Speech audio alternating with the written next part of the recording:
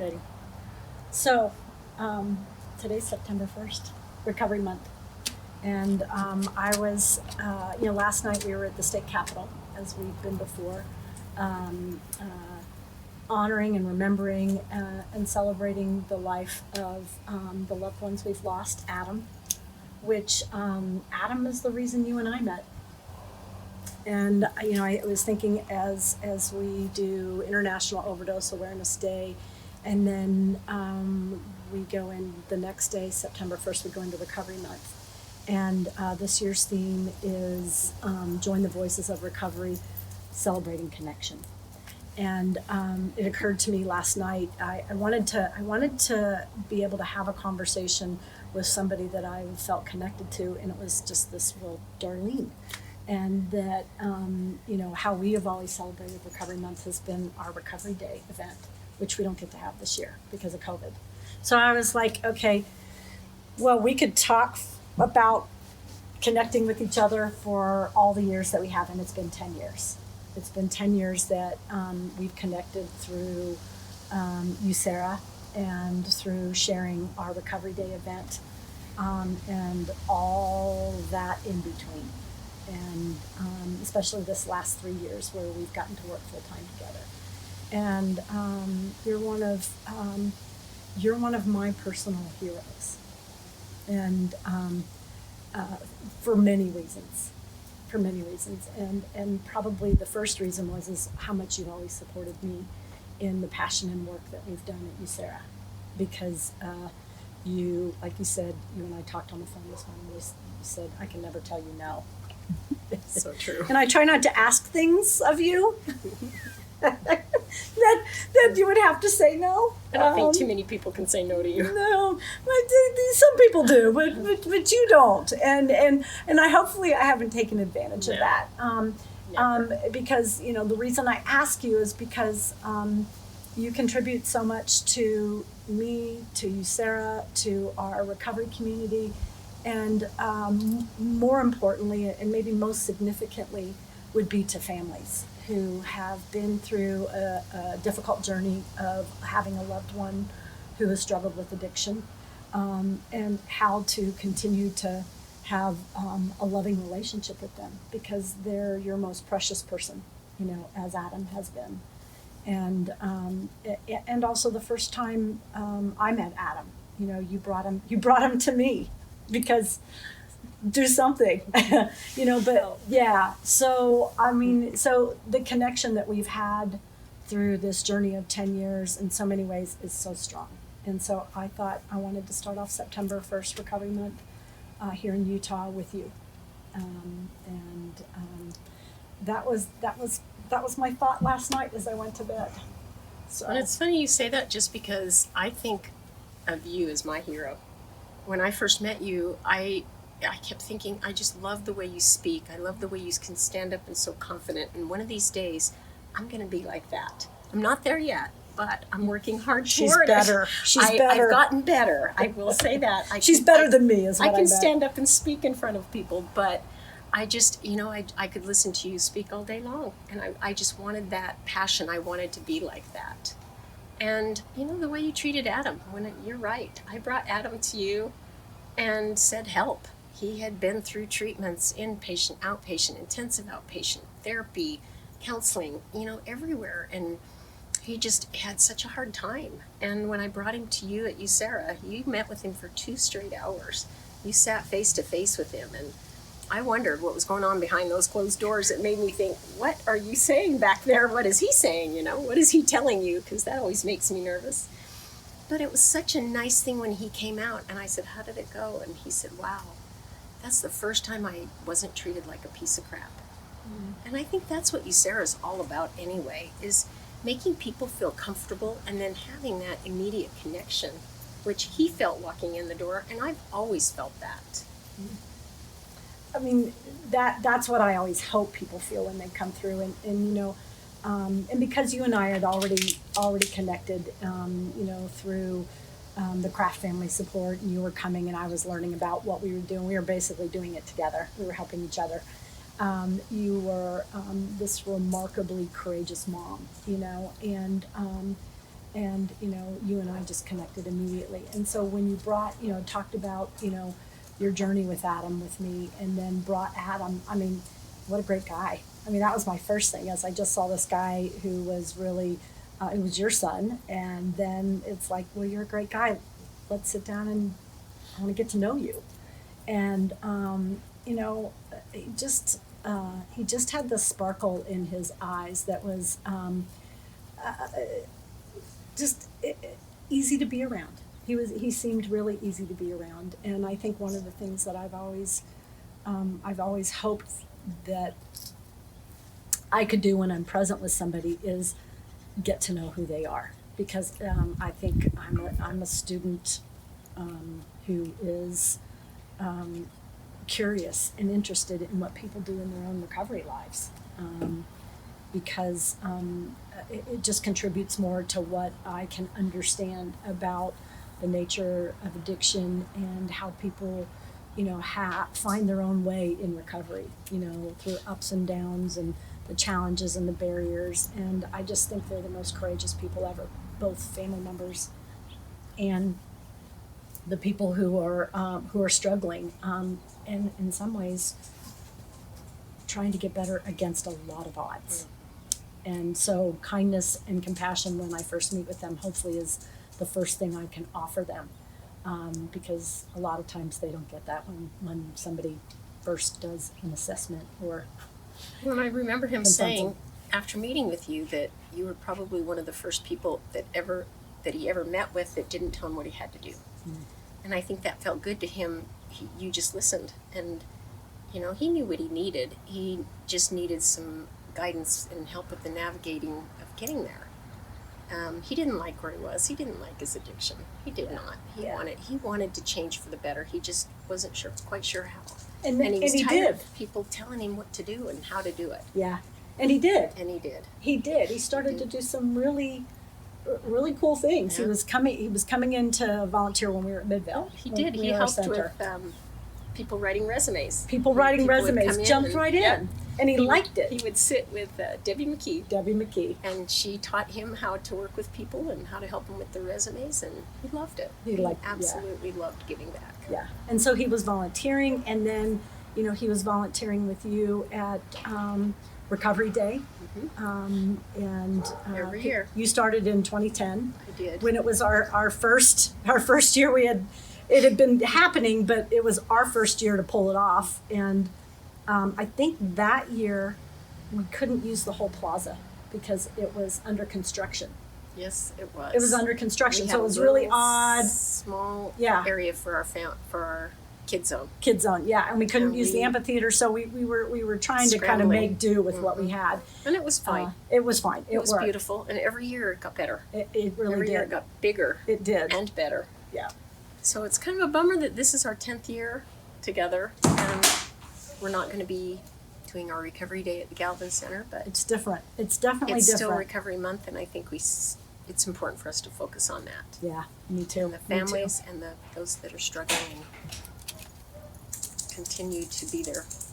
Well, and I think and I do want to go back to Adam because Adam passed away in 2012, and we had just been working together for a couple of years, and and it was becoming kind of the goal of what you hope people will find at USARA is that their loved ones get better, and that was happening with Adam, and he was involved, and he 2012 he was all up about on Recovery Day that year.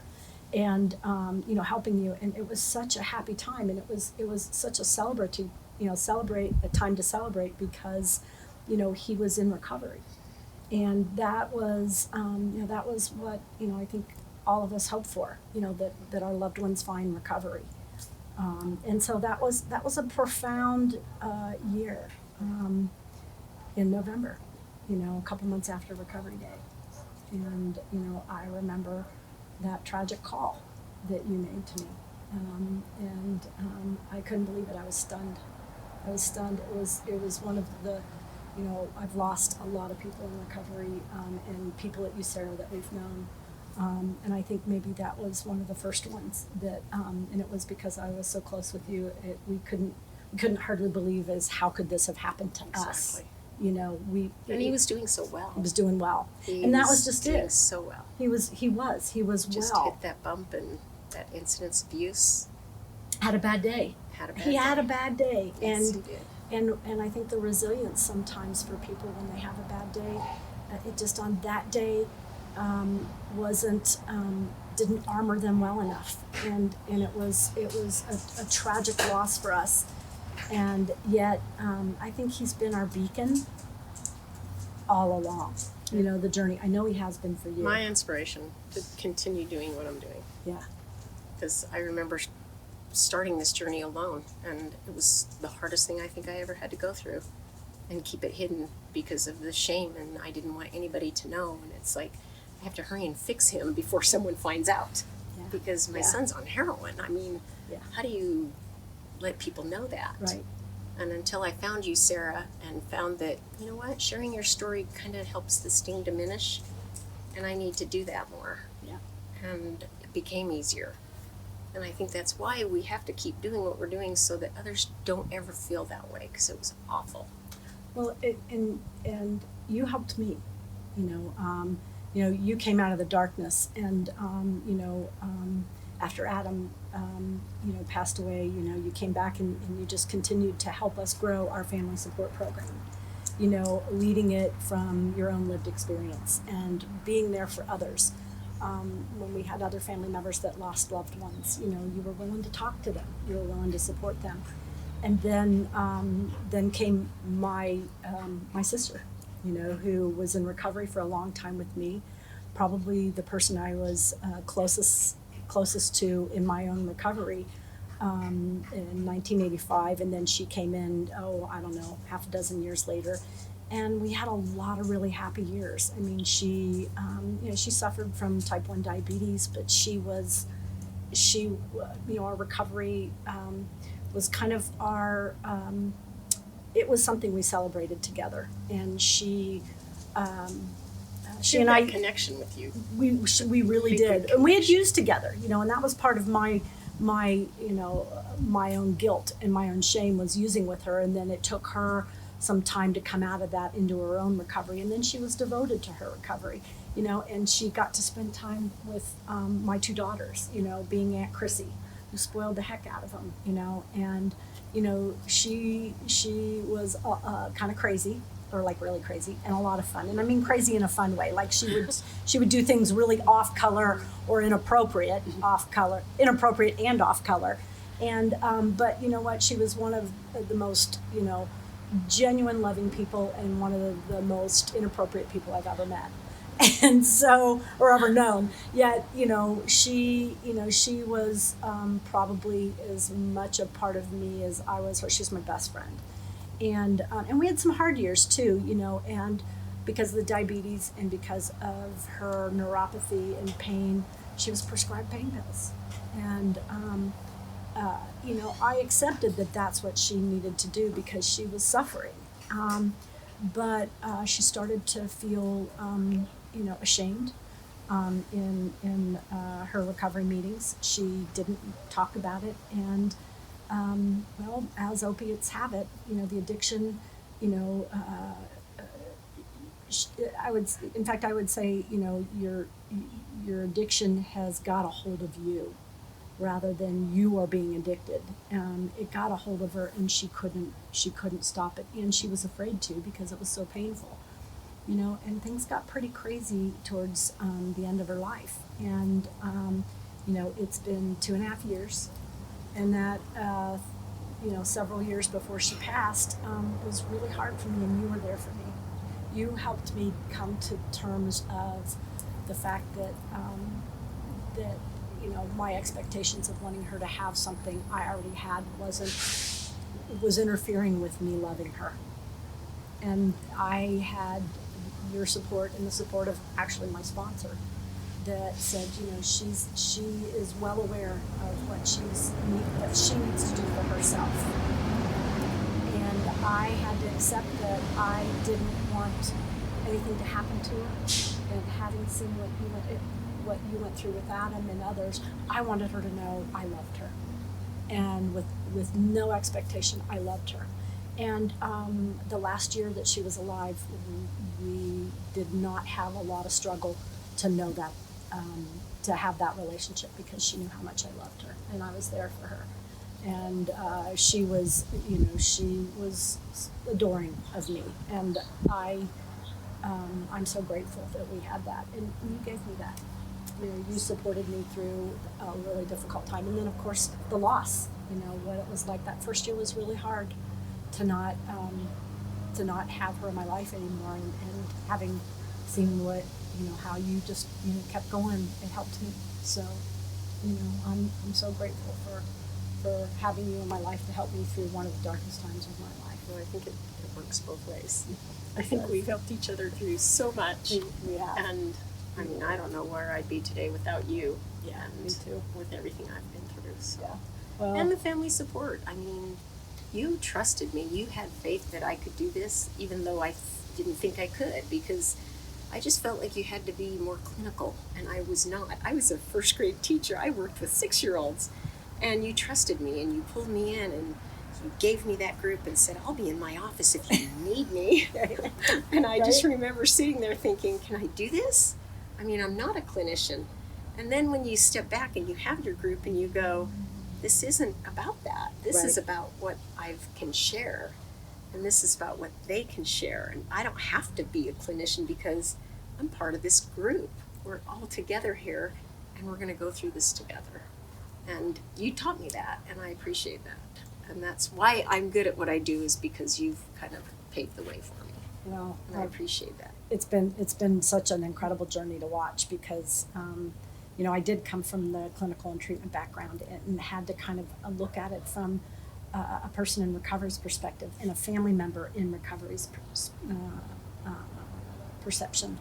And I had to make some changes, and I love what we do, because it is our love and our compassion that really invites people to connect with each other and to have this conversation about something very difficult, which is the suffering of addiction, and the loved ones that we have all kinds of emotions about when they're in substance use, and then the celebration and relief that we have when somebody is in their recovery. And then there's this entire community in the state of Utah, and we've been also to Washington, D.C. together.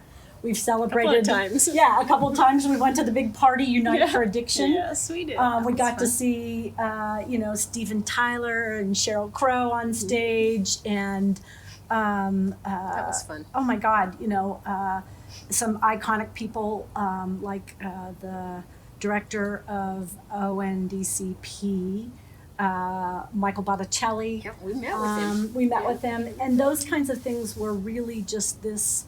They were epic milestones in what we've done as USARA, as an organization, as a recovery community that has really been advocates for people with their lived experience, but then also really developed and put together programs to serve people in a non-clinical way, in a way to support them about where they were at without dictating to them what they should be doing. Now the hopes is that they get better, that they find wellness, and that they get to have these relationships that we've found with our families and our children and our grandchildren, your grandchildren. I have a grand dog. It's a start. But then sharing in that, we're raising our families together, in this recovery environment. And my own recovery for nearly this month will be on the 16th, 35 years. That's awesome. It's saved my, I know, right? Yeah, that's awesome. It saved my own family, my daughters, and my parents, and even with the loss of my sis, our lives are really wonderful. Life is hard. We have losses. And there's challenges. Yeah. We still face them every day. Yeah, we do. But we have each other. I mean, I know. I have been so grateful every day for you. Me too. And Mike, and Rob and Sabra, and just sharing, watching your family and your pups. I know. All that we get to talk about, and it's just a treasured friendship because of recovery that I have in my life. And it feels like longer than 10 years, actually. It does. Well, But that was a fast 10 years. that was a fast 10 years. Well, here goes 10 more. I know you're retired once, but maybe, please don't retire before I For do. 10 I got 10 more. I'm You have 10 more sorry. I have years? 10 more years. And you're only maybe what, a year older than I am? Yeah, So, how about so that? 10 years. You know, we'll keep doing this. So we got 10 years, and then we can go retire and sit on a beach. Okay, I'm in. You're in? I love you so We can much. do it together. I love you.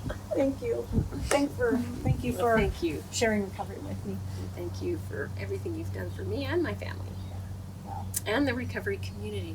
I mean, I don't know where USARA would be without you. I Well, don't. It's a gift. I feel privileged that You're I've the gotten gift. to lead. To the recovery community. Thank you so much. So, to everybody, happy Recovery Month. Thank you for sharing September 1st with us on this beautiful Utah day.